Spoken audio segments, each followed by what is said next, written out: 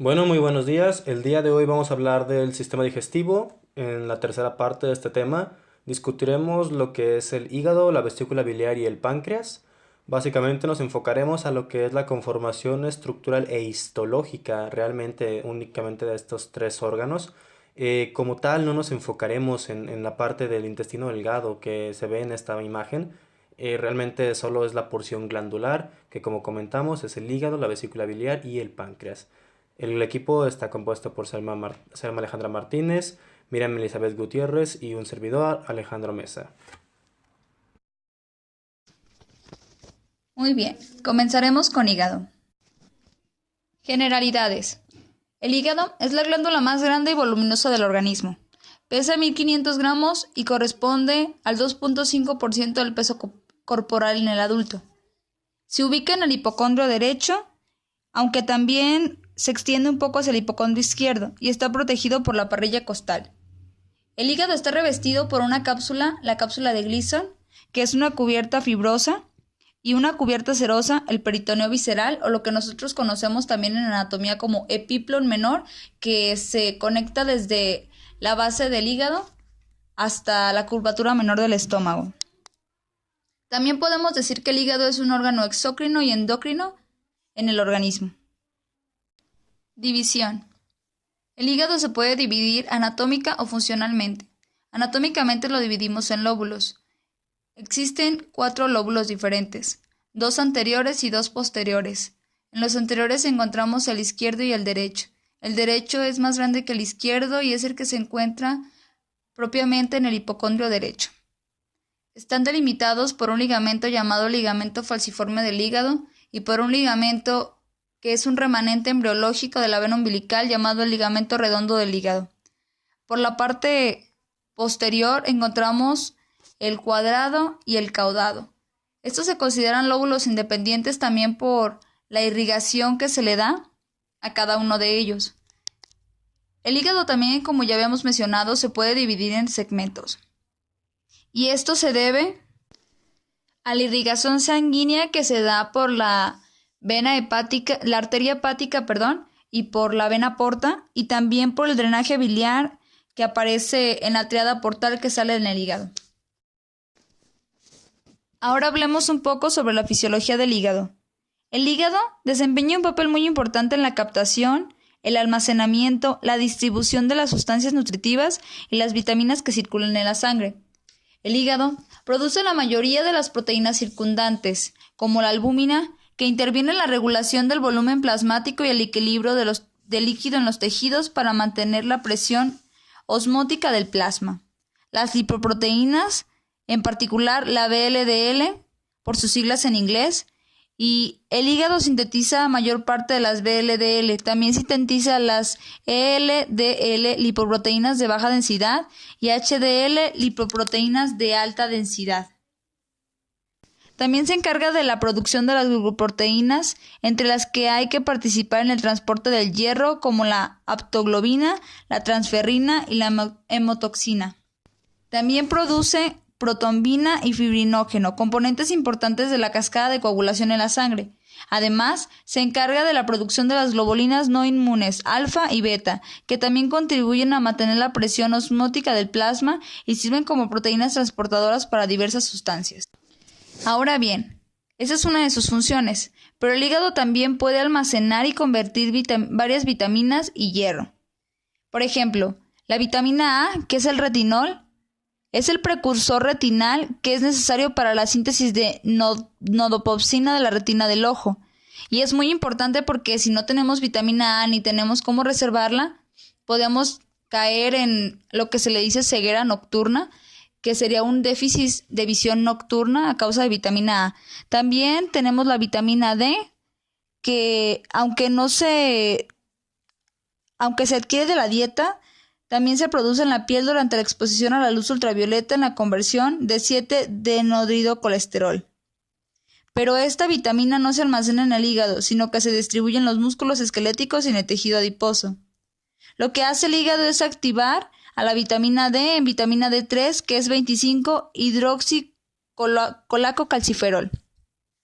que es la que nosotros podemos utilizar para que la vitamina D retenga el calcio. El hígado también se encarga de degradar fármacos y toxinas.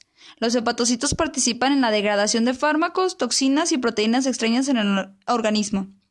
Muchos fármacos y toxinas no son hidrosolubles, por lo que no se pueden ser eliminados de la circulación con eficacia por los riñones, y el hígado se encarga de convertir estas sustancias en formas más solubles en el agua para que así podamos desecharlo a través de los riñones.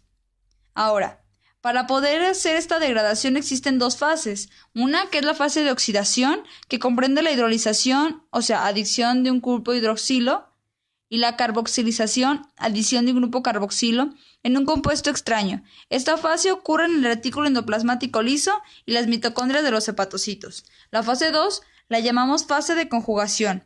Comprende la asociación o conjugación, como su nombre lo indica, de una sustancia extraña con un ácido glucurónico, glicina o taurina. Y este proceso toma el producto de la fase 1 todavía más hidrosoluble, de modo que pueda ser eliminado con facilidad. El hígado participa en otras vías metabólicas latentes, o sea, el metabolismo de hidratos de carbono, porque mantiene una oferta adecuada de sustancias nutritivas en los procesos celulares. En el metabolismo de la glucosa, el hígado fosforila la glucosa absorbida desde el tubo digestivo a glucosa 6-fosfato, lo que hace que esta glucosa ya no pueda salir de las células y pueda ser utilizada para lo que nosotros conocemos como el proceso de energía, que empieza desde la glucólisis, sigue con el ciclo de Krebs y otras muchas derivaciones, según las necesidades energéticas que tenga la célula. Cuando el hígado no requiere, o las células más bien dicho, no requieren de tantas necesidades energéticas, el hígado es el encargado de formar glucógeno y almacenarlo para el momento del ayuno. Durante el ayuno, el glucógeno se degrada por glucólisis y la glucosa se libera a la sangre. Además, el hígado interviene en el metabolismo de los lípidos. Los ácidos grasos provenientes del plasma son consumidos por los hepatocitos en la beta-oxidación para obtener energía. Y el hígado también produce cuerpos cetónicos que sirven como combustible en muchos otros órganos. Pero el hígado no puede utilizarlos, solamente puede hacer cetogénesis, más no cetólisis. Como su nombre lo indica, cetogénesis, ceto de cuerpos cetónicos, génesis, creación, cetólisis, ceto de cuerpos cetónicos, lisis, destrucción o degradación. Otra función importante del hígado es su participación en el metabolismo del colesterol, síntesis y captación de la sangre. El colesterol se utiliza en la formación de sales biliares, en la síntesis de VLDL y en la biosíntesis de orgánulos. Y el hígado sintetiza la mayor parte de la urea que se produce en el organismo a partir de iones de amonio derivados de la degradación de proteínas y ácidos proteicos. Por último, el hígado participa en la síntesis y la conversión de aminoácidos no esenciales. El hígado también se encarga de la producción de la bilis, que es una función exócrina, en las que participan sustratos transportados por la sangre desde el tubo digestivo, el páncreas y el vaso. La bilis contiene productos conjugados de desecho y degradados que se devuelven al intestino para su eliminación, así como sustancias que se unen a metabolitos en el intestino para contribuir a su absorción. La bilis sale del parénquima hepático a través de los conductos biliares que se reúnen para formar los conductos hepáticos derecho e izquierdo, los cuales a su vez se unen en un conducto hepático común. Luego el conducto cístico lleva la bilis hacia la vesícula biliar, donde se concentra. La bilis retorna por el conducto cístico hacia el colédoco, que la lleva hasta el duodeno, junto con lo que proviene directamente del hígado. Esto es un conjunto de contenido de biliar. Uno viene directamente del hígado, como ya dijimos, viene desde el conducto hepático común, que se forma del conducto hepático izquierdo y derecho, y también viene del conducto cístico, que pertenece a la bilis, que, como comentaremos un poco más adelante, la bilis es el reservorio del hígado, el reservorio de la bilis, y desembocan en un esfínter, el esfínter de Oddi, en la ámpula de Vater, a la altura de la primera porción del duodeno. Por último, una función también del hígado es modificar la acción de las hormonas. Estas funciones son de tipo endocrino y las modificaciones de los compuestos son las siguientes. Tenemos la vitamina D, la tirosina, la hormona de crecimiento y la insulina y el glucagón. La insulina y el glucagón son las que más se conoce, vienen del páncreas, son producidas por las células alfa pancreáticas y beta pancreáticas respectivamente y sirven para lo que ya habíamos dicho, el metabolismo de hidratos de carbono. Estas, como no se producen directamente en el hígado, se podría considerar que no son parte de él, pero si lo son porque llegan ahí, es ahí donde actúan, donde reaccionan para que el hígado pueda secretar glucógeno, ya sea por falta de alimento, cuando estamos en ayunas, cuando pasamos tiempo prolongado, un máximo de 8 horas, y puede secretar insulina cuando nosotros comemos, que es para la captación, como ya dijimos, de glucosa y para el almacenamiento de glucógeno y formación de triglicéridos. Muy bien, ahora pasemos a la irrigación del hígado. El hígado es muy peculiar, es un órgano bastante particular porque tiene una irrigación que está dada por dos componentes, uno venoso, que es la vena porta, y un componente arterial, que es la arteria hepática. La vena porta es la que da la mayor parte de la sangre en un 75% y la arteria hepática en un 25%. Como ya dijimos, la principal irrigación del hígado es por la vena porta, lo que quiere decir que recibe primero lo que irrigó los intestinos, el páncreas, el vaso. La vena porta conduce sangre venosa con poca concentración de oxígeno. La sangre que llega al hígado con la vena porta proviene del tubo digestivo y los órganos abdominales importantes. La sangre de la porta que entra en el hígado contiene sustancias nutritivas y materiales tóxicos absorbidos por el intestino, eritrocitos y productos de degradación de los eritrocitos provenientes del vaso, y secreciones endócrinas del páncreas y las células endócrinas del tubo digestivo. Por eso el hígado está interpuesto directamente en el trayecto de los vasos sanguíneos que transportan las sustancias absorbidas del tubo digestivo. Si bien el hígado es el primer órgano en recibir sustratos metabólicos y sustancias nutritivas, también es el primero que está expuesto a compuestos que sean tóxicos que se han absorbido. Ahora bien, la arteria hepática, que es una rama del tronco celíaco, lleva sangre oxigenada al hígado y provee un 25% restante de su irrigación. Dado que la sangre de las dos fuentes se mezcla justo antes de irrigar a todos los hepatocitos del parénquima hepático, que, recordando, el parénquima es la parte funcional de cualquier órgano, estos nunca quedan expuestos a una sangre oxigenada por completo. Dentro del hígado, las ramas de distribución de la vena porta y la arteria hepática y las ramas de drenaje de la vía biliar transcurren juntas en lo que se ha dado lugar a llamar la tríada portal. Aunque es una denominación poco conveniente porque se encuentran más vasos en sí, el nombre de la tríada portal es por los 3 vasos importantes que se presentan ahí. En la imagen siguiente podemos observar como un tipo de diagrama de lo que es la irrigación hepática. Lo que es la primera que se observa es la arteria hepática. La azul que se observa es la vena hepática, que es la que se encarga de drenar todo lo que son los desechos del hígado ahora sí, y se va hacia la cava inferior, que es la que lleva la sangre directamente al corazón, a la aurícula derecha. Después tenemos al intestino, que está representado del lado izquierdo, y de ahí sale la vena porta. Como sabemos o como ya dijimos, no solamente viene del intestino, viene del páncreas y del vaso, pero es como un diagrama para ilustrar cómo llegan las venas y las arterias al hígado. Ahora que hablamos un poco sobre la irrigación, podremos hablar sobre la organización estructural.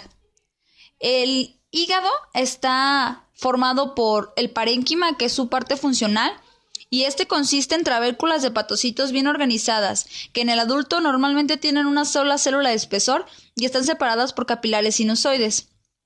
También forma parte el estroma de tejido conjuntivo, que se continúa con la cápsula de Gleason.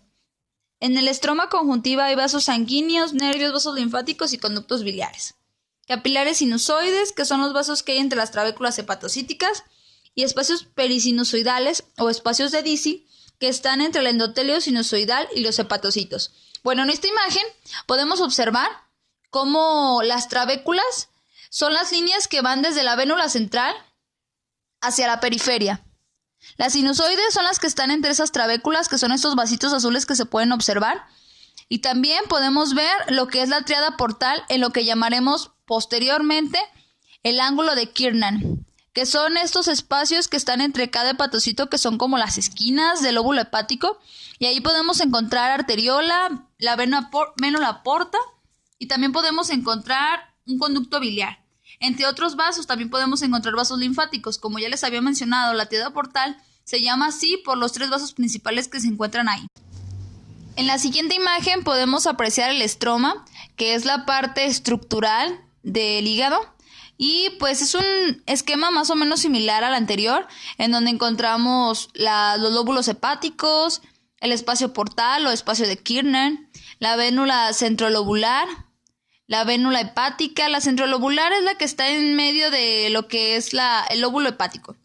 Tenemos el conducto biliar, la vénula, la arteria que están en la tríada portal, y podemos ver exactamente cómo se van uniendo estos lóbulos. También podemos ver el conducto biliar y la arteria hepática, que todos son los que irrigan a los hepatocitos. Ahora bien, una vez descrita la organización estructural del hígado, podemos ver la manera de describir la estructura del hígado, pero de manera funcional. De manera funcional podemos encontrar que existen 3 tipos de lobulillos: el lobulillo clásico, el lobulillo portal y el acino hepático. Vamos a describir cada uno de ellos, y para esto vamos a empezar con el lobulillo clásico. El lobulillo clásico tiene una masa hexagonal, está compuesta de trabéculas de hepatocitos, tiene una vena central, el ángulo de Kiernan, el espacio periportal, el espacio de Moe y las sinusoides. Ahora, estas trabéculas están anamastosadas de una célula de espesor, separadas por un sistema interconectado de sinusoides que irrigan las células con una mezcla de sangre venosa, portal y arterial.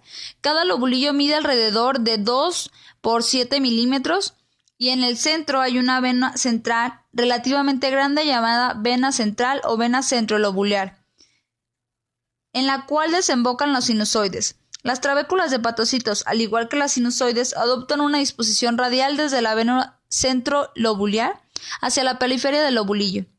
Ahora, los ángulos de Kiernan, que son los ángulos o los espacios portales, que consisten en tejido conjuntivo laxo del estroma caracterizado por la presencia de tríadas portales, como ya habíamos comentado. Este tejido conjuntivo en última instancia es continuo con la cápsula fibrosa que rodea el hígado, o sea, la cápsula de Gleason, la que está recubierta, que ya explicamos al principio. Esa cápsula se mete por adentro del hígado para seguir el trayecto de las venas y poder estar así en los espacios de Kiernan, o en los ángulos de Kiernan. El espacio portal está limitado por los hepatocitos más periféricos del lobulillo. En los bordes del espacio portal, entre el estroma de tejido conjuntivo y los hepatocitos, hay un intersticio pequeño llamado espacio periportal o espacio de Moe. Se cree que este espacio es uno de los sitios donde se origina la linfa del hígado. Ahora veamos las imágenes para darnos una idea. En la primera podemos observar un lobulillo de un corte histológico real, en donde vemos la forma hexagonal. Se ve muy bien la forma hexagonal. La parte central, que no tiene tinción, es donde se encontraba la vénula, o la vena central, o la vena centrolobular. Todos estos espacios que vemos, todos estos que se ven como gusanitos, rositas, todos esos son los hepatocitos. Y los espacios en blanco son las venas sinusoides, o los capilares sinusoides. En las esquinas de los hexágonos podemos encontrar los ángulos de Kiernan, que es donde vamos a encontrar las tríadas portales, el espacio de Moe, que es ese espacio de tejido donde está el estroma de tejido conjuntivo y los hepatocitos, que es donde está la línea punteada, que vemos aquí en esta imagen si la observamos un poco más de cerca. Y en la parte inferior podemos ver una imagen también de la misma configuración, pero ahora un poco animada y se ve un poquito más clara. Cada una de estas cuadritos, bueno, aquí se ven como rectángulos, pero en realidad se supone que deben ser hexágonos, son los hepatocitos, y cada línea de estos hepatocitos, o sea, cada hilera de estos hepatocitos es una trabécula. Aquí podemos ver las sinusoides hepáticas, que se marcan aquí con el nombre como hepatic sinusoides. Podemos ver la vénula central, que es donde traen toda la sangre, los vasos sinusoides. Y de esa vena se va directamente al es el drenaje principal de los hepatocitos y de ahí se va a la vena cava inferior. Aquí está la tríada portal con la arteria hepática, con la vena portal y con el conducto biliar. Muy bien. Una vez nombrado el lobulillo clásico, podemos hablar sobre el lobulillo portal. Este lobulillo portal es la principal función exógena del hígado y es la secreción de la bilis. En consecuencia, el eje morfológico del lobulillo portal es el conducto biliar interlobular de la tríada portal del lobulillo clásico. Sus bordes son líneas imaginarias trazadas entre las tres venas centrolobulares más cercanas a la tríada portal. ¿Esto qué quiere decir? Que vamos a tomar, como se muestra en la imagen, la vena centrolobular de 3 hepatocitos continuos para que el espacio perisinusoidal, para que el espacio de Kiernan o espacio portal, que es donde van a estar las triadas, quede en la parte central, y todo lo que es esa área rodeada por esos hepatocitos son los encargados de la producción de la bilis, que, como ya habíamos dicho, tiene una importante función para lo que es la degradación de alimentos en el intestino y para la absorción de estos. Ahora vayamos con la última descripción, que es el acino hepático. Y este acino tiene un eje mayor, que es una línea perpendicular trazada entre dos vénulas centrolobulares más cercanas al eje menor, que es la que podemos observar aquí, donde están las vénulas centrolobulares. Bueno, aquí no se ven los demás lobulillos, pero normalmente ahí deben de estar con las estructuras y ahí están sus vénulas y podemos observar el eje mayor. El eje menor del acino hepático está definido por las ramas terminales de la tríada portal que siguen el límite entre los lobulillos clásicos. ¿Qué son estas? La tríada portal, podemos aquí observar de manera izquierda, en la parte izquierda del lobulillo, que dice eje menor, está una tríada portal, es otra tríada portal, cada una en su ángulo de Kiernan, y ese se podría considerar el eje menor. La descripción exócrina del hígado, y tiene 3 zonas elípticas concretas. La zona 1 es la más cercana al centro y a la irrigación proveniente de las ramas penetrantes de la vena porta y de la arteria hepática. Es la que tiene la principal irrigación y es la que siempre son las primeras en recibir el oxígeno, nutrientes, toxinas, y las primeras en recibir alteraciones morfológicas. También son las últimas en morir si hay trastornos de la circulación y son las primeras en regenerarse. Ahora vamos a describir las que se encuentran en la zona 3 para poder entender la zona 2, ya que estas se encuentran entre la zona 1 y 3 y comparten las características morfológicas de ambas. La zona 3 es la zona más alejada al eje menor y la más cercana a la vénula centrolobular. Esta zona corresponde al centro del lobulillo clásico, cuyos hepatocitos rodean la vénula centrolobular. O sea, es el centro donde está, más o menos. Es la más cercana al centro del hepatocito, pero la más alejada de lo que es el eje menor. Estas, a diferencia totalmente de las 1, son las primeras en sufrir necrosis isquémica, en situaciones en las que disminuye la perfusión, o sea, la irrigación sanguínea, y las primeras en acumular lípidos. Son las últimas en responder a sustancias tóxicas y la estasis biliar, o sea, son totalmente lo contrario a las funciones de la zona 1. Ahora bien, la zona 2, como ya dije, se encuentran las características entre las dos. Las más cercanas, o sea, los hepatocitos más cercanos a la zona 3 son los que comparten características morfológicas al sufrir necrosis prematura, y las más cercanas a la tríada portal son las primeras en regenerarse, tienen más resistencia a cualquier sustancia tóxica. En esta imagen podemos ver estos 3 lobulillos o las 3 teorías hepáticas: el lobulillo clásico, el acino hepático y el lobulillo portal. Cabe recalcar que no es que sí sean lobulillos diferentes, sino que lo que quieren representar con estos esquemas es la manera funcional del hígado. Es como las características de cada lobulillo y lo que hacen entre ellos. El lobulillo clásico sí es la forma que tiene un lobulillo normal, pero el acino hepático y el lobulillo portal representan funciones del hígado y las células cómo actúan dependiendo de la zona en donde se encuentran. Ahora comenzaremos con los vasos sanguíneos del parénquima. Primeramente, tenemos los vasos interlobulares. Estos se encuentran en los espacios portales y estos forman las triadas portales más pequeñas que envían la sangre hacia los sinusoides. Los vasos interlobulares mayores se ramifican en vasos de distribución que están situados a la periferia del lobulillo, o sea, hacia las esquinas. Estos vasos de distribución emiten vasos de entrada hacia los sinusoides. Ahora hablaremos sobre los sinusoides. En los sinusoides, la sangre fluye de forma centrípeta hacia la vena centrolobular, o sea, fluye desde las esquinas hacia el centro, y la vena centrolobular transcurre a lo largo de un eje central del lobulillo hepático clásico. Aumenta su calibre conforme avanza el lobulillo y desemboca en una venda sublobular. Pero vamos a hablar un poco sobre cómo van drenando de micro a macro. La estructura de la vena porta y sus ramas dentro del hígado es típica de las venas en general. Su luz es mucho más grande que la de arteria asociada. Ahora bien, la arteria hepática es como la de otras arterias, o sea que tiene una pared muscular muy gruesa.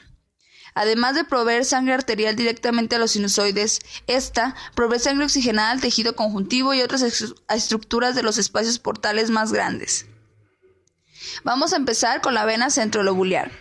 La vena centrolobular es un vaso de pared delgada que recibe la sangre de los sinusoides hepáticos. Su revestimiento endotelial está rodeado por cantidades pequeñas de fibras de tejido conjuntivo dispuestas en espiral. Sería más correcto llamarla vénula hepática podsinusoidal, porque va después de los sinusoides, aunque es válido la denominación vénula hepática terminal también. Ahora, la siguiente, después de la vena centrolobular, en la escala macroscópica, es la vena sublobular, que es el vaso que recibe la sangre de las vénulas hepáticas podsinusoides o terminales, que es la vena centrolobular, de la que ya habíamos hablado, y posee una capa bien definida de fibras de tejido conjuntivo, tanto colágenas como elásticas, justo por fuera del endotelio. Las venas sublobulares, así como las hepáticas en las que desembocan, viajan solas. Dado que son vasos solitarios, en los cortes histológicos pueden distinguirse con facilidad las ramas de la vena porta, que son los miembros de las triadas. O sea, las vénulas que drenan a todos los sinusoides y a todos los hepatocitos, por consiguiente, viajan solas, al contrario de las que irrigan, que son las ramas de la vena porta, que son las que viajan en las triadas portales. Así es como es fácil distinguirlo también en un corte histológico. Y vamos a describir poquito más a fondo los sinusoides. Vamos a decir que los sinusoides están revestidos por un delgado endotelio discontinuo. Este endotelio tiene una lámina basal también discontinua que le faltan muchos hitos. Esta discontinuidad es obvia por dos razones. Una, hay fenestraciones grandes, sin diafragma, en las células endoteliales. Y dos, hay brechas amplias en las células endoteliales continuas. Los sinusoides hepáticos difieren de otros sinusoides porque según el tipo celular, el llamado macrófago sinusoidal estrellado, más conocido como célula de Kupffer, es un componente habitual en el revestimiento vascular. Estas células de Kupffer o el macrófago sinusoidal son importantes porque son las integrantes del sistema fagocítico mononuclear y derivan obviamente de los monocitos.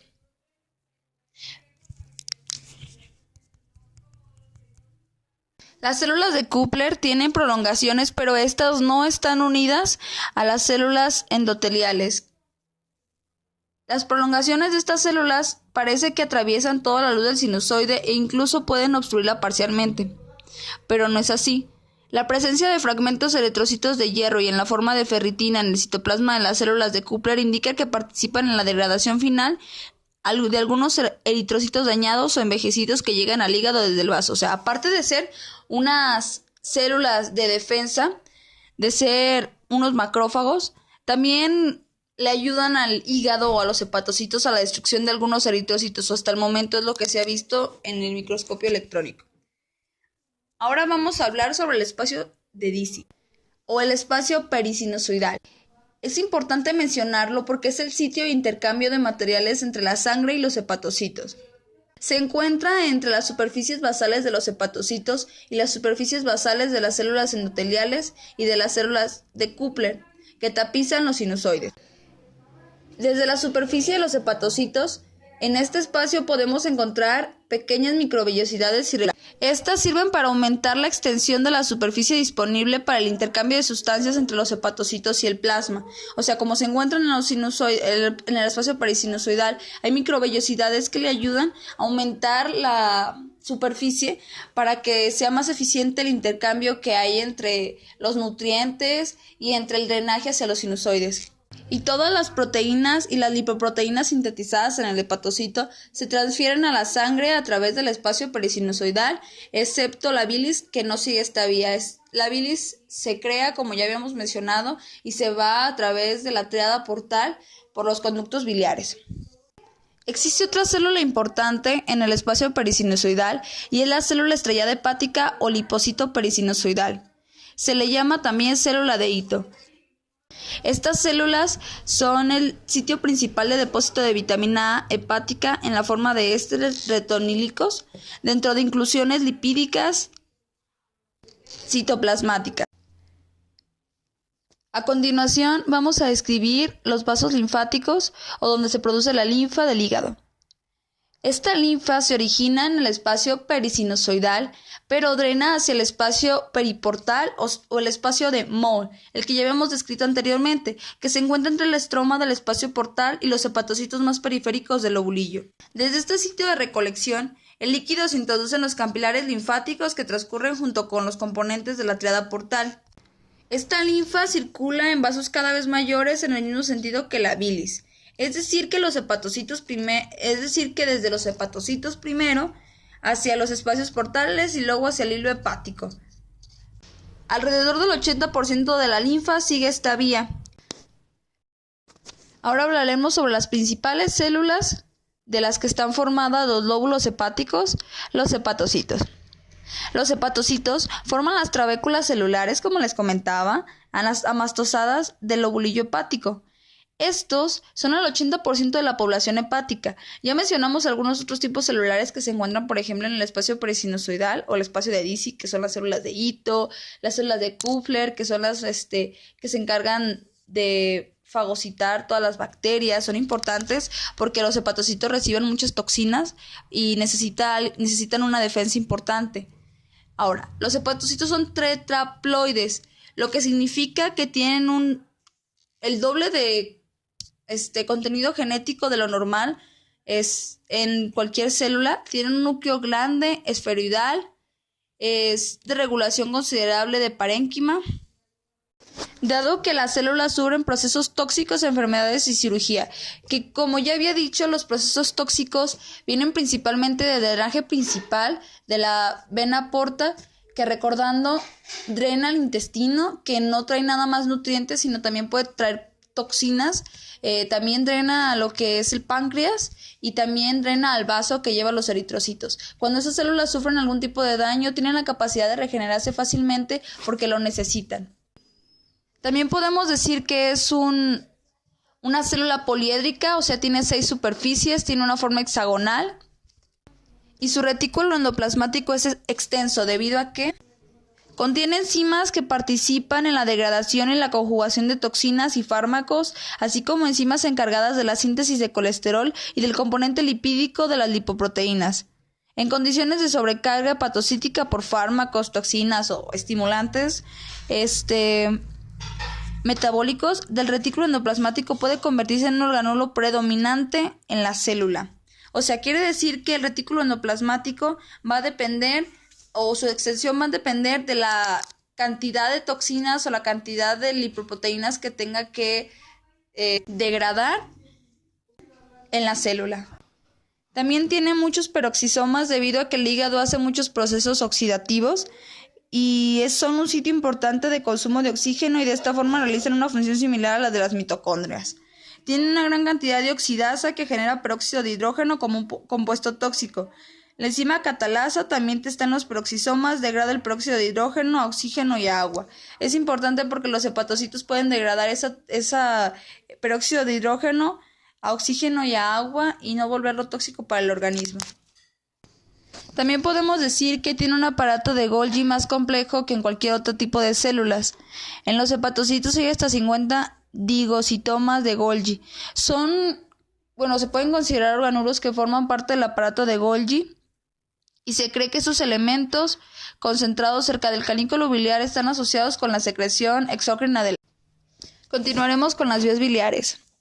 Las vías biliares están formadas por un sistema de conductos de calibre cada vez mayor por los que fluye la bilis desde los hepatocitos hacia la vesícula biliar y desde esta última al intestino. Es muy importante hablar sobre las vías biliares porque vamos a hablar sobre el recorrido que tiene la bilis desde el punto de su producción hasta llegar a lo que es el conducto colédoco y desembocar en la primera porción del duodeno para la degradación de lípidos y de otras nutrientes que se necesitan para la digestión. Estas vías tienen un revestimiento de colagiocitos que verifican el flujo de la bilis y regulan su contenido. Su principal función es ver qué tanta bilis hay y ver qué tanta bilis vamos a secretar o vamos a almacenar en la vesícula biliar, dado sea el caso.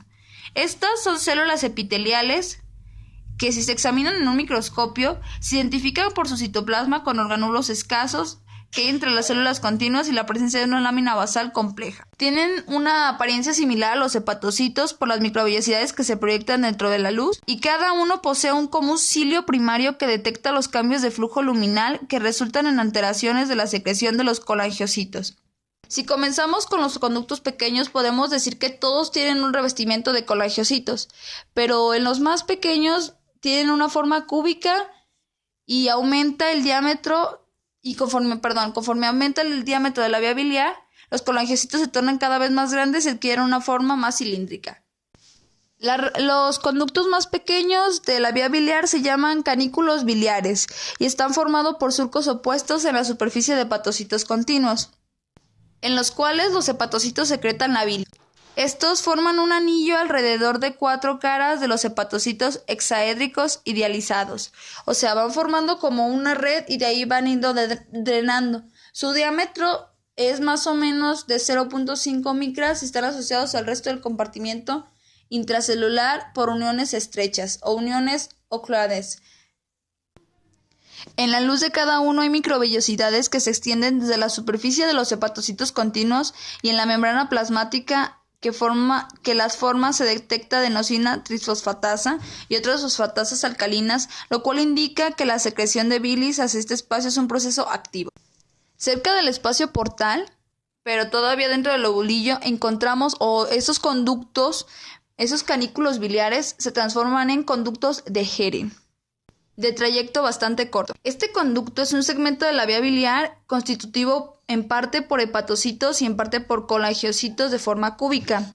Desde el punto de vista funcional, este conducto tiene una actividad contráctil que contribuye al flujo biliar unidireccional hacia el espacio portal. Dado que este conducto solamente drena desde donde se quedan los canículos biliares hasta el espacio portal, este conducto contiene colangiocitos que con frecuencia participan en las mismas enfermedades que afectan en la vía biliar pequeña, que puede ser un trastorno funcional de la vía contráctil, o sea que afectan su función principal, así como la lesión o destrucción de los conductos de Henry contribuiría a una enfermedad que se llama colestasis intrahepática o obstrucción del flujo biliar. Por lo mismo, como no hay contracción y no hay conducto de Henry por una lesión o destrucción de lo mismo, pues no va a haber un flujo de la vía biliar hacia los conductos biliares por las triadas portales. También es importante mencionar que este conducto actúa como reservorio de las células progenitoras, aunque al principio era una hipótesis, ha sido sustentada por la aparición de precursores hepatocíticos cerca de los conductos de Henry y se relacionan con la mayor parte de los trastornos patológicos caracterizados por daños extensos a los hepatocitos. O sea, se ha demostrado que en esos conductos o cuando esos conductos se obstruyen, también hay un daño muy importante en lo que son los hepatocitos. Y se ha llegado a la conclusión de que este conducto está compuesto por células madre hepáticas específicas o que las alvean, que pueden diferenciarse en hepatocitos o células de las vías biliares. Ahora hablemos un poco sobre los conductos biliares intrahepáticos. El conducto biliar interhepático es una parte de las vías biliares que está revestida en su totalidad por colangiocitos. Es el siguiente paso desde el conducto de Henry hacia el conducto intrahepático. Pero la diferencia principal entre el conducto de Henry y el conductillo biliar no es su ubicación, sino que la estructura tenga un revestimiento de colangiocitos parcial o un revestimiento completo. Estos ya llevan la bilis desde todo lo que es dentro del hígado hasta los conductos hepáticos. Tienen un diámetro aproximado de 1 a 1.5 micras y conducen la bilis a través de los límites del lobulillo hacia los conductos biliares interlobulares que forman parte de la tríada portal. Como ya habíamos mencionado anteriormente, dependiendo del diámetro de la luz de los conductos, los colangiocitos primero se tornan cúbicos y después se van formando gradualmente a cilíndricos. Las células cilíndricas bien desarrolladas tienen microvellosidades y al igual que las células biliares extrahepáticas y la vesícula biliar. A medida que van aumentando de tamaño, esos conductos son rodeados por tejido conjuntivo denso con fibras elásticas abundantes. Y conforme el conducto se aproxima al hilio del hígado, estos conductos también son rodeados por células musculares lisas, que sirven para ir enviando la bilis por esos mismos conductos, ir como transportando. Ahora bien, si vamos de una manera más macroscópica, los conductos interlobulares se reúnen para formar los conductos hepáticos derecho e izquierdo, que a su vez se unen para formar el conducto hepático común a la altura del hilio. Vamos a mencionar los conductos de Luschka porque me parecieron muy importantes, ya que estos pueden aparecer o no en una persona y estos conductos se comunican con el conducto cístico y no con la luz de la vesícula. Se puede decir que son remanentes de restos de conductos biliares embrionarios, aberrantes, que quedaron ahí porque no se pudieron cerrar, no todas las personas aparecen y no tienen ninguna disfunción clínica. Ahora los conductos extrahepáticos conducen la bilis hacia la vesícula biliar y hacia el duodeno. El conducto hepático común, que es el que sale del hilio, tiene 3 centímetros de longitud y está revestido por células epiteliales cilíndricas altas que se parecen mucho a las de la vesícula biliar. En este conducto podemos encontrar todas las capas del tubo digestivo excepto la capa muscular o sea que vamos a encontrar una mucosa, una submucosa, una muscular y una serosa en este caso. El conducto cístico, que proviene de la vesícula biliar, permite la entrada de la bilis en ella, así como la salida otra vez hacia la vía biliar. Este conducto se une con el conducto hepático y este cambia su nombre al colédoco. Este se extiende 7 centímetros hasta la pared del duodeno para terminar en la ampolla que es un engrosamiento que está apoyado en un engrosamiento muscular que vamos a llamar el esfínter de Oddi, que rodea los orificios del colédoco y el conducto pancreático principal y actúa como la válvula para regular el flujo de la bilis y el jugo pancreático hacia el duodeno. Ahora lo vamos a ver representado en una imagen. En esta imagen podemos observar tanto las vías biliares intrahepáticas, así como el drenaje venoso y también la irrigación venosa y también la irrigación de la arteria hepática. En la parte inferior podemos ver que entran en lo que es la vena porta, lo que es la arteria hepática y el conducto biliar común y entran por el hilio hepático. Como podemos observar en las flechitas que nos muestran en la imagen, la arteria porta y la arteria hepática, la vena porta, y la arteria hepática son las principales en la irrigación de los hepatocitos, colangiocitos y todas las células que se encuentran dentro del hígado. Y el que es el conductillo verde, podemos observar que la flecha está hacia abajo, que es lo que ya habíamos descrito, que todo empieza por los canículos biliares, después se va a los conductos de Henry, después de los conductos de Henry se van al conductillo biliar, después estos se convierten en conductos intrahepáticos que llevan la bilis hasta los conductos hepáticos, que también todavía siguen dentro del mismo hígado hasta salir del hilio, que ya es cuando forma los conductos hepáticos derecho e izquierdo, y saliendo del hilio forma el conducto hepático común, que ya es lo que habíamos descrito, que se forma con el colédoco, pero esto lo vamos a ver en la siguiente imagen. Como pueden observar en la siguiente imagen, aquí se ve lo que es la vesícula biliar, es esta bolsita verde que está por debajo del hígado. Aquí como pequeña línea punteada es parte de lo que es el conducto cístico.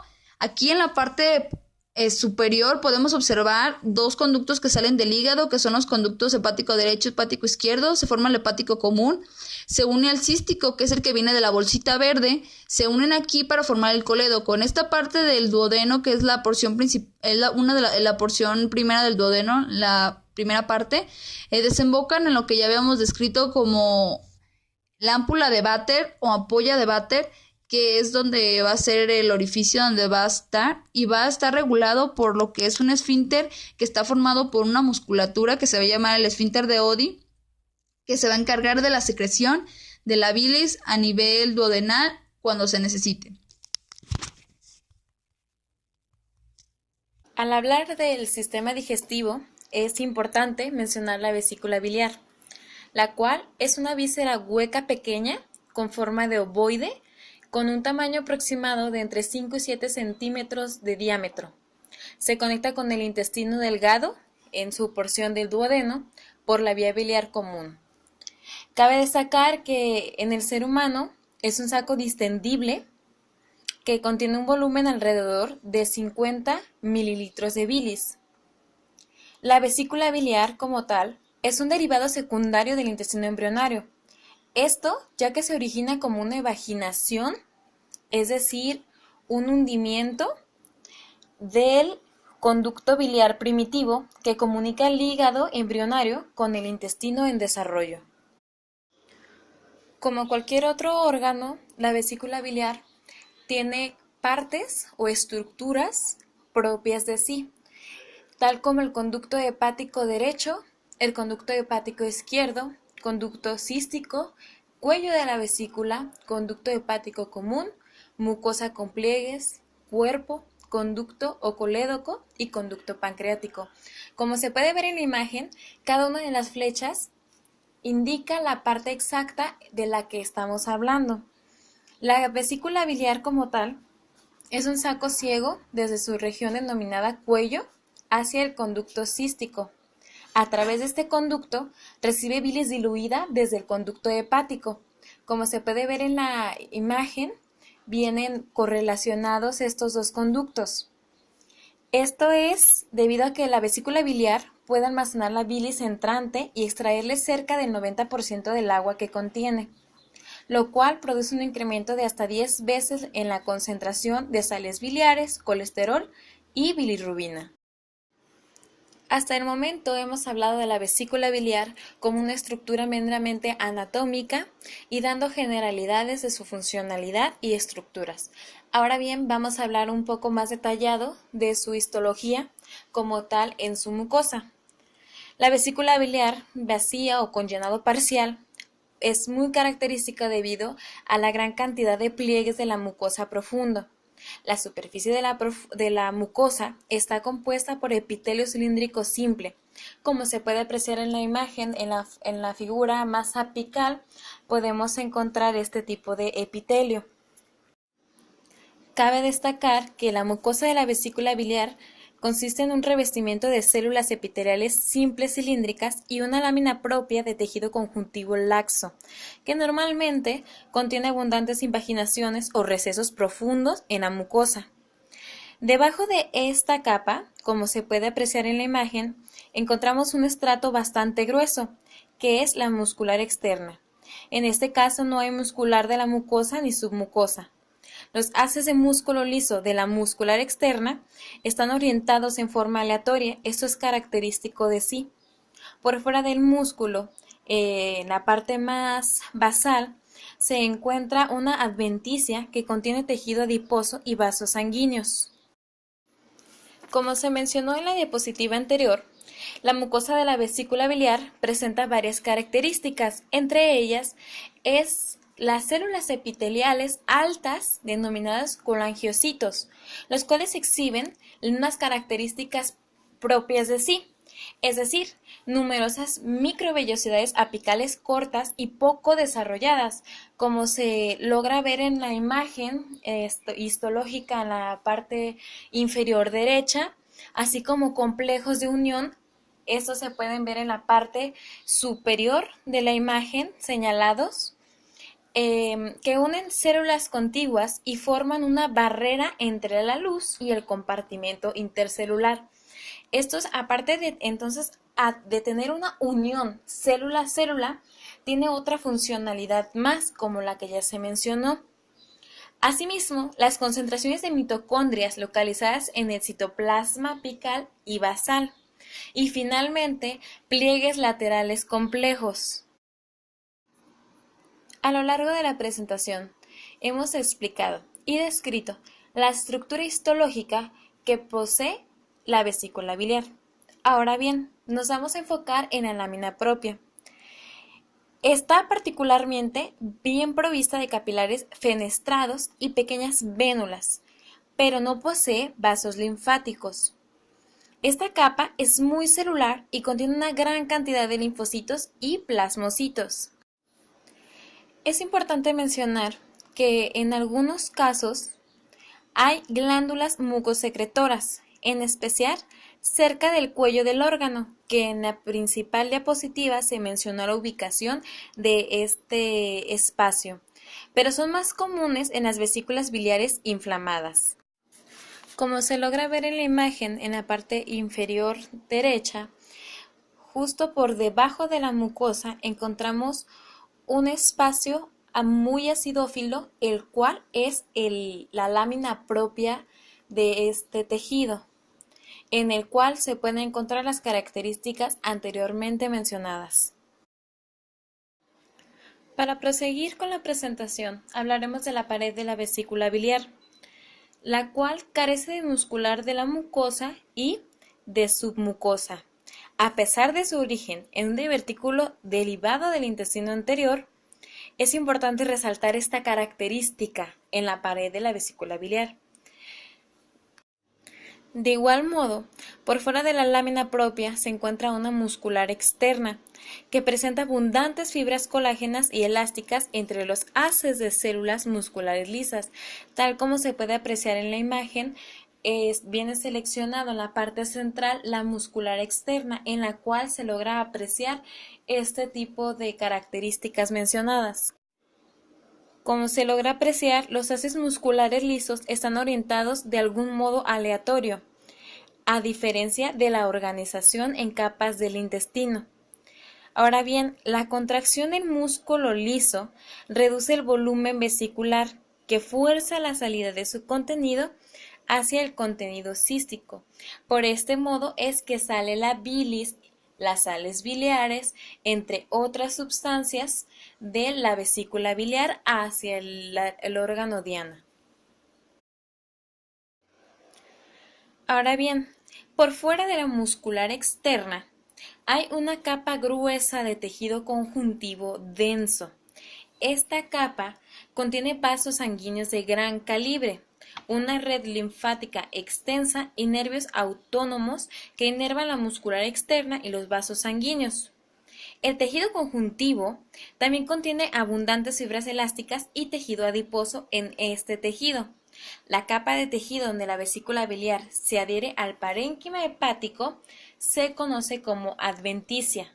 La superficie no adherida está cubierta por una serosa, o también conocida como peritoneo visceral, que consiste en una capa de mesotelio y una capa delgada de tejido conectivo laxo.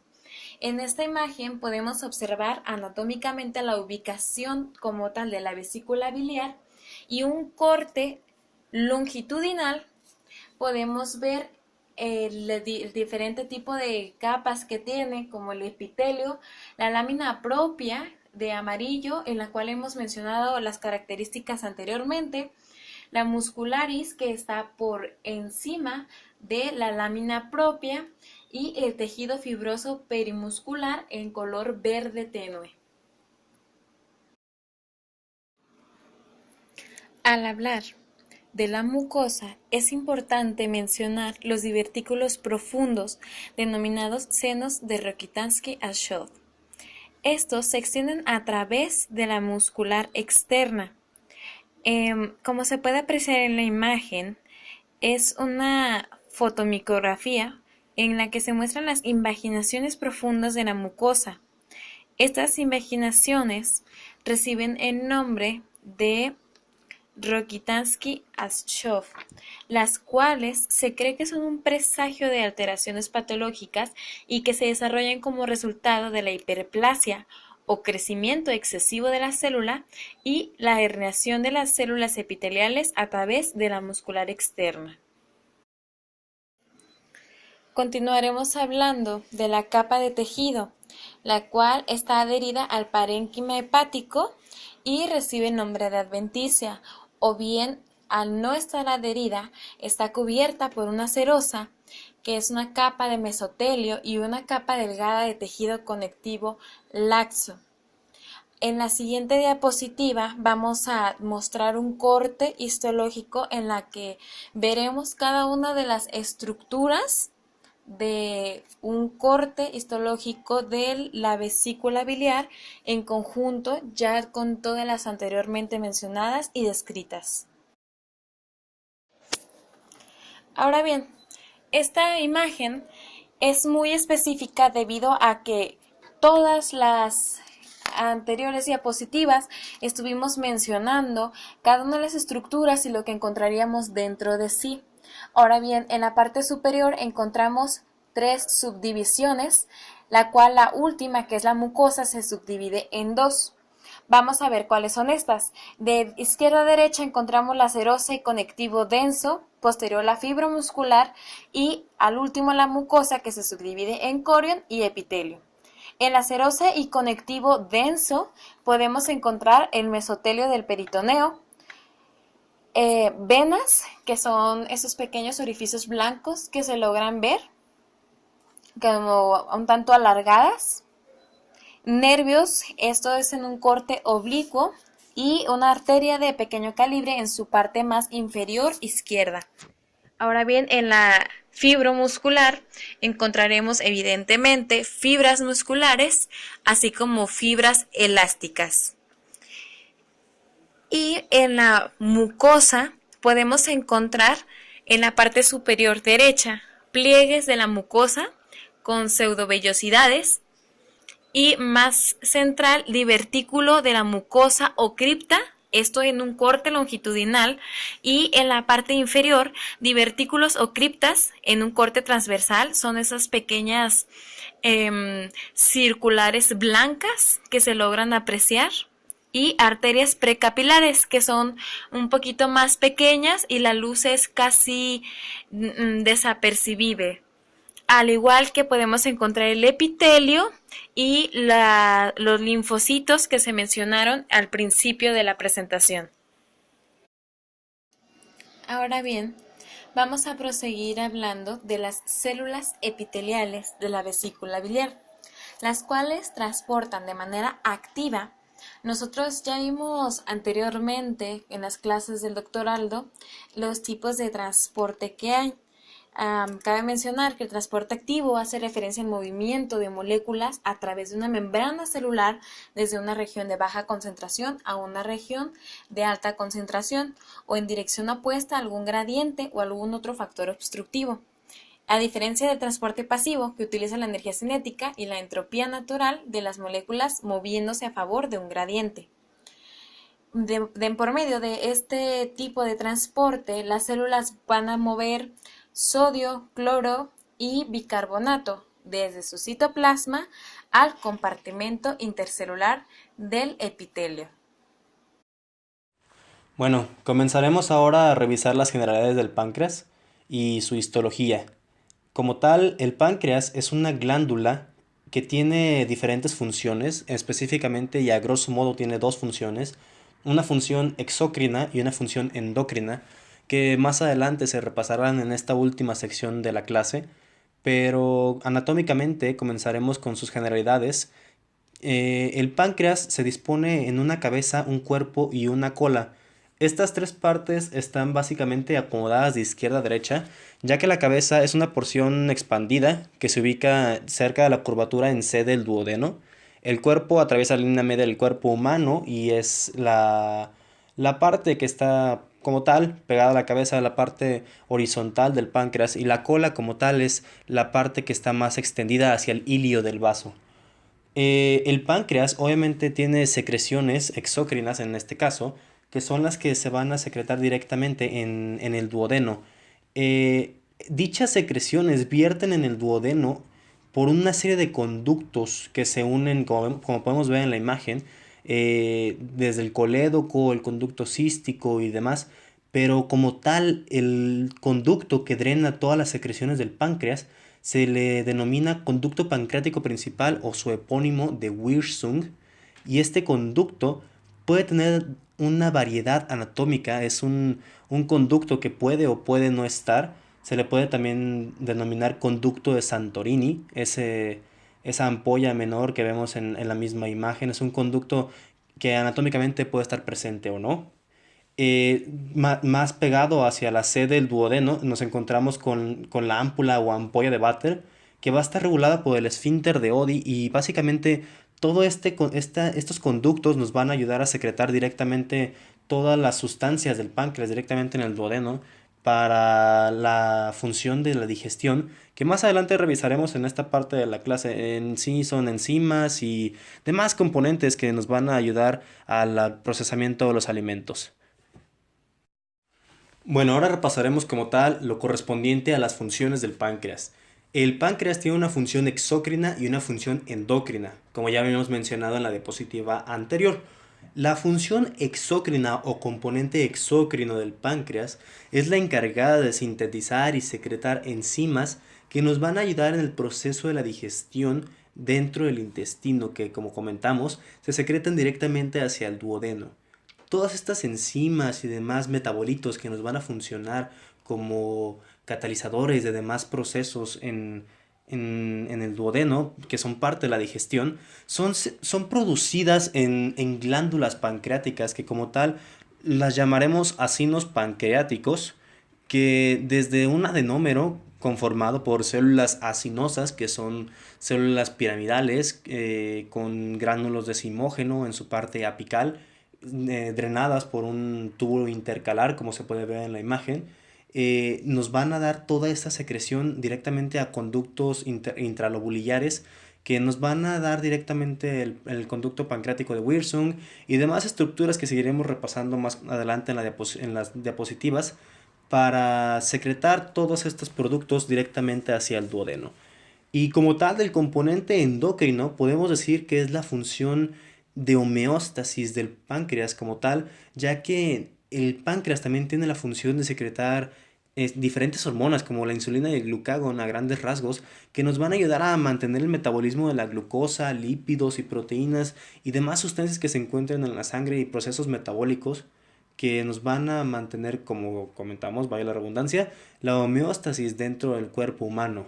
Todas estas enzimas, bueno, no enzimas, todas estas hormonas serán secretadas directamente de los islotes de Langerhans, que como veremos tienen diferentes tipos de células, que cada tipo de célula estará encargada de secretar una diferente hormona. Bueno, ahora revisaremos lo que es la parte exócrina del páncreas. Como ya comentamos, la función exócrina del páncreas será la de secretar diferentes enzimas que nos van a ayudar en la digestión, y dichas enzimas se van a verter directamente en el duodeno. Como tal, todas estas enzimas van a ser creadas por glándulas que, como hemos repasado en diferentes clases de histología, las glándulas van a estar compuestas por un adenómero, que va a ser la parte funcional, una unidad de secreción y de producción como tal de la glándula, y todas estas enzimas, en este caso, que se van a secretar hacia el duodeno, van a ser conducidas por un conducto intercalar, que en este caso tiene la particularidad de que el conducto intercalar no comienza donde termina el adenómero, sino que más bien comienza directamente dentro del mismo adenómero. Es una particularidad que tiene el páncreas, y por lo mismo las células del mismo conducto intercalar se denominan células centroacinosas. Ahora, pasando un poco a la forma como tal para distinguir una glándula productora del páncreas, se describe una glándula del páncreas como una glándula simple acinar, como vemos en el dibujo. Es como tal una glándula con una invaginación un poco redonda, algo ovoide, un poco corta, algo chata de la parte de arriba, que si lo ponemos en esta imagen, directamente el conducto intercalar estaría internado dentro de la porción acinar, dentro de la luz de la glándula. La glándula como tal se compone de células acinosas, que son células piramidales, que veremos más adelante en una laminilla histológica, que tienen su núcleo un tanto excéntrico, y más hacia la parte del conducto intercalar podemos encontrar los gránulos de zimógeno, que dichos gránulos van a ser los encargados de secretar las enzimas inactivas hasta que llegan al duodeno, que también revisaremos un poco más adelante, y son estas mismas enzimas las que nos van a ayudar en el proceso de digestión dentro del duodeno. Bueno, ahora repasaremos esta serie de 3 imágenes que a grandes rasgos nos van a hablar de de la función exócrina y endocrina del páncreas. En esta imagen de su lado izquierdo podemos ver lo que es la función endocrina del páncreas, dado que tenemos los capilares, y señalados podemos ver todas las características celulares que ya hemos comentado en diapositivas anteriores. Y bueno, de su lado derecho, obviamente la función exócrina del páncreas, que va a estar conectado por el conducto intercalar directamente a una serie de conductos colectores intralobuliares que revisaremos después, que se van ampliando como tal, van recogiendo más y más secreciones exócrinas y van a drenar directamente en el duodeno. En esta segunda imagen podemos ver en una laminilla histológica los mismos tipos celulares que revisamos en las diapositivas anteriores, en donde podemos ver el conducto intercalar, las células centroacinosas del conducto intercalar, el vaso sanguíneo que va a conformar parte de la función endocrina del páncreas y las células acinosas que nos van a formar la parte exócrina del mismo páncreas. Ahora, en esta imagen tenemos señalada las células centroacinosas, las células acinosas como tal, que nos van a formar la parte funcional, como ya vimos, de toda la glándula. Y en esta segunda imagen podemos ver las células centroacinosas, que son correspondientes al conducto intercalar, que son los que van a drenar todas estas enzimas que nos van a ayudar dentro de la digestión del páncreas en el duodeno.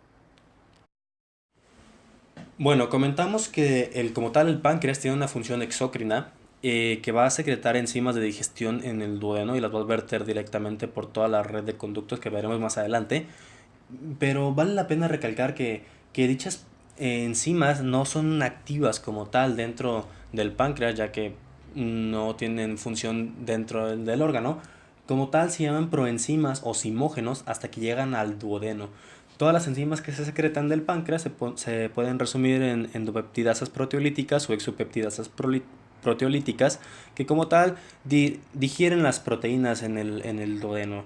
Las enzimas amiolíticas, que van a estar encargadas de romper los hidratos de carbono o carbohidratos, lipasas, obviamente de los lípidos, y como tal enzimas nucleolíticas, que digieren los ácidos nucleicos para producir mononucleótidos. Como tal, las células del páncreas tienen un complejos de unión en sus poros apicales, que habíamos visto en algunas otras clases de histología del epitelio, que son las que les dan el mismo hermetismo a las secreciones del páncreas. Es por ello que el conducto intercalar se interna directamente en la glándula, y de ahí directamente recoge todas las secreciones y las envía directamente al duodeno. Bueno, a manera de repaso de lo que hemos visto en su parte funcional exócrina del páncreas, podemos comentar, como vemos en la diapositiva, que una glándula como tal del páncreas, un acino pancreático, va a estar conformada por un glomérulo, que va a ser la parte secretora del páncreas, que va a estar todas estas secreciones recolectadas por un conducto intercalar, que va a estar conformado a su vez de células centroacinosas, como ya hemos comentado, porque se internan dentro del mismo acino pancreático.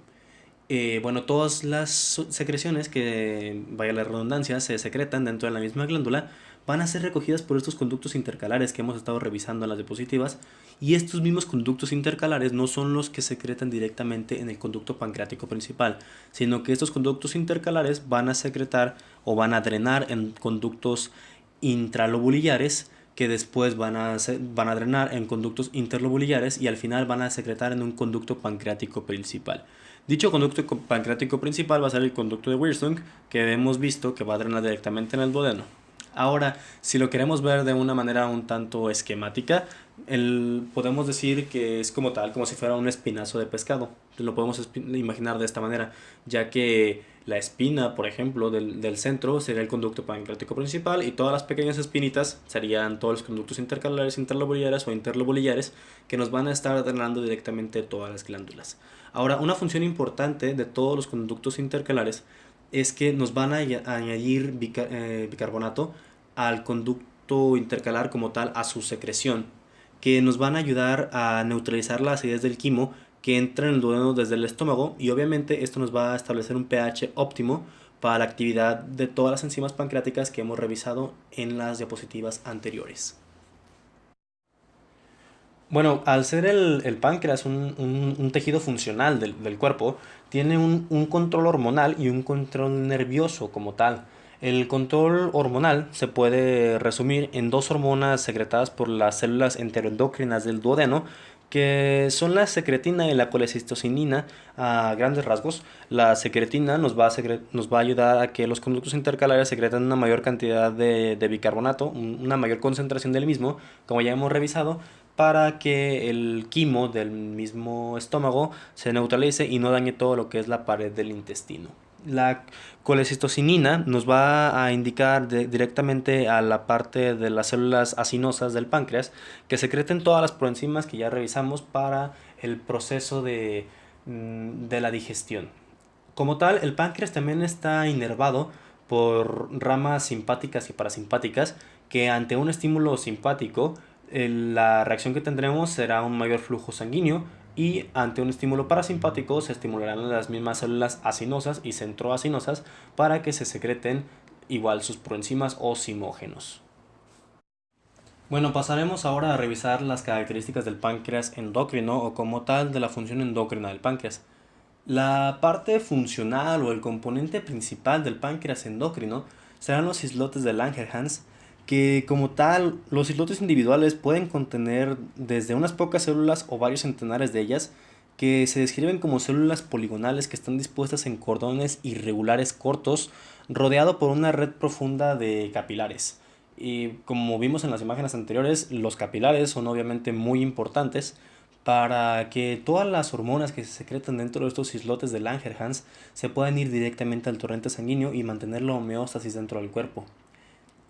Como tal, los islotes de Langerhans se van a ver como cúmulos de células pálidas en acinos, como si fueran pequeñas manchitas, pequeñas alberquitas que los vamos a ver de un color más pálido que el resto de la laminilla. Y como ya hemos comentado, secretarán diferentes hormonas de regulación como la insulina, el glucagón y la somatostatina. Bueno, en esta imagen podemos ver enlistadas en la parte derecha todas las estructuras funcionales del páncreas que hemos revisado hasta ahorita, de la porción exócrina y la porción endócrina del páncreas como tal. Podemos ver los ductos, diferente porción de tejido conectivo, lóbulos, acinos pancreáticos, islotes de Langerhans también. La parte que nos interesa para la porción endocrina del páncreas como tal son estos islotes de Langerhans que están representados en esta imagen por la coloración amarilla, que como vemos en los cordones pancreáticos están internados como tal a la mitad, y si lo viéramos sin la coloración lo veríamos como tal como una imagen un tanto menos fuerte de tinción dentro del resto de la glándula. Bueno, hemos hablado de los islotes de Langerhans como la parte funcional del páncreas endocrino. Sin embargo, en esta imagen por fin podemos ver lo que es un islote de Langerhans como tal y podemos ver ilustrada ahora sí esta diferencia de tinción de la que hemos estado hablando del resto de las estructuras dentro del páncreas. Esta diferencia de tinción va a ser la que nos va a indicar la presencia de un islote de Langerhans dentro del páncreas. Ahora, los islotes tienen cuando menos tres tipos de células, las células alfa, beta y delta. Y se comenta también que existen células insulares menores que conforman prácticamente cerca del 5% apenas de este islote, en donde van a tener también diferentes funciones. Por ejemplo, la célula PP va a tener la secreción del polipéptido pancreático, que va a estimular las diferentes hormonas principales gástricas y demás funciones bioquímicas dentro del cuerpo. La secretina, que ya la hemos comentado dentro de la presentación, y la gernina, que muchos de nosotros la tenemos prácticamente después de muchas clases, que va a ser la encargada del estímulo del apetito. Ahora, en una tinción especial, específicamente en una tinción de Mallory y Hassan, vamos a encontrar una tinción roja de las células alfa, naranja de las células beta y un tanto azulada de las células delta. Esta tinción en específico nos va a ayudar a diferenciar cada una de estas células, ya que cada célula tiene una función especial de producción de hormona. La célula alfa en esta tinción las veríamos más bien en su parte periférica del islote y van a ser las encargadas de secretar el glucagón. Las células beta en una tinción naranja las veríamos en una porción central y van a ser las encargadas de secretar la insulina. Es importante recalcar que por lo mismo de que la insulina va a regular una diversa cantidad de procesos metabólicos, estas células constituirán entre el 60 y 70% del total de las células insulares dentro del islote de Langerhans. Y como tal, las células delta constituirán apenas entre el 5 y el 10%, casi como las células insulares menores, que dichas células también se van a ubicar en la parte periférica, al igual que las células alfa, únicamente que estas células delta van a secretar la somatostatina, que va a ser la reguladora tanto del glucagón como de la insulina. Bueno, hemos visto que la insulina es secretada por las células beta del páncreas y cabe resaltar que esta insulina tiene presencia o un estado funcional dentro del hígado, el músculo y el tejido adiposo en diferentes procesos bioquímicos que no revisaremos a profundidad en esta clase, ya que corresponde más bien a una clase de bioquímica médica. Sin embargo, los mencionaremos. Como tal, la insulina tiene una función en la captación de glucosa, almacenamiento de la misma y la utilización también de la glucosa, la degradación de kilomicrones y la síntesis de proteínas. Como tal, en la imagen de su lado derecho, en las flechas azules, podemos ver una de las muchas funciones de la insulina, que al tener un nivel alto de glucosa en sangre, una glicemia muy alta, una señal hormonal llega directamente al páncreas y la insulina segregada por estas mismas células beta que hemos comentado va a mandar una señal a las células para que dichas células puedan absorber parte de esta glucosa y regulen los niveles normales de insulina dentro de la sangre. Ahora hablaremos del glucagón. Como tal, el glucagón es la hormona recíproca de la insulina y cabe destacar que se secreta prácticamente en la misma cantidad, aunque sea una menor cantidad de células alfa las que tenemos en el páncreas, pero se secreta prácticamente en el mismo nivel, a la misma cantidad, dependiendo de la función que se necesite en ese momento en el cuerpo, ya sea por glucogénesis o glucogenólisis o lipólisis, dependiendo. Y en la imagen, en su lado izquierdo, en esta vez en las flechas moradas, podemos ver una de las muchas funciones del glucagón, en donde sería el mismo regulador de la glucosa, que al tener un nivel bajo de glucosa, el páncreas en sus células alfa, como ya hemos revisado, secretaría esta misma hormona que le diría al hígado que secrete directamente glucosa en sangre para volver a normalizar los niveles de glucosa sérica.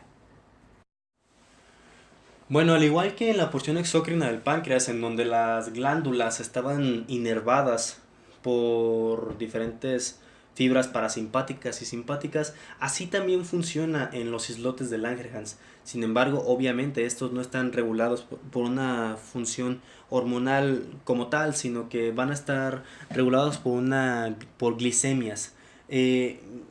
¿Por qué nos referimos a glicemias? Por glicemia nos referimos al nivel de glucosa que se encuentre dentro del torrente sanguíneo. Por ejemplo, en una glicemia mayor de 70 miligramos por 100 mililitros o una mayor concentración de ácidos grasos en la sangre nos va a provocar una secreción de las células beta pancreáticas de insulina para regular esta glicemia y recíprocamente, como ya comentamos del glucagón, una menor cantidad de glucosa sérica o una menor presencia de ácidos grasos nos van a provocar la secreción de glucagón. Ahora, de fibras parasimpáticas y simpáticas, como hemos comentado, igual que en la porción exócrina del páncreas, la función parasimpática en el islote o función colinérgica nos va a ayudar a la secreción de ambas hormonas, mientras que la función simpática o adrenérgica va a ser la encargada de la secreción de glucagón al torrente sanguíneo. Ahora trataremos de hacer una correlación clínica con el siguiente caso. Un hombre de 67 años que se hospitaliza en octubre de 1933 por cuadro de compromiso del estado general de 3 meses de evolución, con anorexia, distensión abdominal progresiva y malestar en el abdomen que no precisa bien. En el examen físico presentaba un decúbito indiferente, estaba consciente, orientado en tiempo y espacio, su constitución era mesoctomórfica, la piel tenía un tinte ictérico, no se palpaban adenopatías, el pulso era regular, con 84 pulsaciones por minuto, tensión arterial de 130/80 miligramos de mercurio, una temperatura de 36.3 grados y estaba eupneico. El abdomen estaba marcadamente distendido, con claros signos de ascitis a tensión y los ruidos intestinales eran normales. No se lograban palpar las vísceras debido a la ascitis. En las extremidades, los pulsos periféricos estaban presentes y simétricos. No había edema. En las manos se notaba una atrofia de las eminencias tenar e hipotenar y el examen neurológico era normal. Se dispuso de unos exámenes efectuados 10 días antes de hospitalizarse, que mostraban un hematócrito de 42.6%, fosfatasas alcalinas de 401 U/L y bilirrubina total de 2.1 miligramos por decilitro. Se realizó una endoscopía digestiva alta que mostró varices esofágicas y signos de esofagitis. Una tomografía axial computarizada efectuada algunos días después de ingresar mostró un hígado pequeño compatible con daño hepático crónico, trombosis de la vena porta y sus ramas intrahepáticas, signos de hipertensión portal, gran cantidad de ascitis y además se evidenciaron múltiples lesiones focales hepáticas, planteándose una naturaleza isquémica o neoplástica para explicarlas. El diagnóstico posible es la cirrosis hepática, una probable etiología alcohólica. El paciente tenía una cirrosis hepática de tipo alcohólica, con un hepatocarcinoma agregado bien diferenciado que invadía la vena porta, el pulmón y el esófago. Aunque se demostró una hipertensión portal con varices esofágicas, no se documentó que el sangramiento final fuera por la ruptura de ellas, y más bien parece haberse debido a una gastritis aguda erosiva hemorrágica. Ya que hemos leído el caso clínico, comenzaremos a hacer una correlación con la histología, y para eso regresaremos un poco a la estructura funcional del hígado. En la primera imagen podemos observar un lóbulo hepático común, con sus hepatocitos distribuidos y sus sinusoides, recordando que en un corte histológico las sinusoides se ven de color neutro, la vena centrilobular que se encuentra, como su nombre lo indica, en el centro del lóbulo. También encontramos los espacios portales y en ellos encontramos la tríada portal formada por las ramas de la arteria hepática, también por las ramas de la vena porta y por los vasos linfáticos que drenan la linfa, así como los conductos biliares del lóbulo. En la parte inferior podemos encontrar un hígado dañado por la cirrosis, en la que podemos observar cómo se encuentran más espacios neutros. Estos espacios neutros indican fibrosis. Los hepatocitos se llenan de fibras de colágeno y vamos a explicar un poquito las razones de por qué pasa esto y dónde se da principalmente. En el caso de la inflamación crónica o la cirrosis hepática, las células de hito, que son las células estrelladas hepáticas que encontramos en los espacios perisinusoidales. Estas células, recordando un poco de la exposición, podemos decir que se encargan del almacenamiento de la vitamina A y de los lípidos, pero cuando pasa este tipo de enfermedad se diferencian en células con características de miofibroblastos. Estas células parece que desempeñan un papel importante en la fibrogénesis hepática. Sintetizan y depositan los colágenos de los tipos 1 y 3 en el espacio perisinusoidal, con lo que aparece la fibrosis hepática. Este colágeno es continuo con el colágeno conjuntivo del tejido del espacio portal y con el conjuntivo que rodea la vena centrilobular, o sea que afecta a las dos partes, el espacio portal donde está la tríada portal de los vasos más importantes y también la vénula centrilobular, que es donde drenan todos los sinusoides. Un aumento de la cantidad de estroma fibrosa perisinusoidal es un signo inicial de respuesta hepática a sustancias tóxicas. El citoplasma de estas células estrelladas contiene elementos de aparato contráctil, como los filamentos de actina de las células musculares, además de filamentos intermedios de desmina. Durante la contracción, aumenta la resistencia vascular en los sinusoides por la reducción de luz de estos vasos, por la misma situación de las fibras colágenas que ya fueron depositadas en los espacios perisinusoidales. Estas fibras colágenas rodean a los vasos perisinusoidales y les reducen la luz. Esto conduce a una hipertensión portal. Además, estas células o las células de hito participan en la remodelación de la matriz extracelular durante la restauración de las lesiones hepáticas. Esto quiere decir que si estas células logran diferenciar de miofibroblastos, ya no vamos a tener la misma capacidad de reparación en los hepatocitos, lo que va a dar un daño hepático crónico que también se presenta en la cirrosis, cuando el hígado deja de funcionar. Bueno, hasta aquí llega la explicación del sistema digestivo en su tercera sección, en la parte glandular del hígado, páncreas y vesícula biliar. Esperamos que hayan quedado claros todos los contenidos del tema. Por favor, cualquier duda a quien sea que esté viendo este video, nos puede contactar directamente por los comentarios de Facebook o directamente por redes sociales. Que tengan muy buena tarde.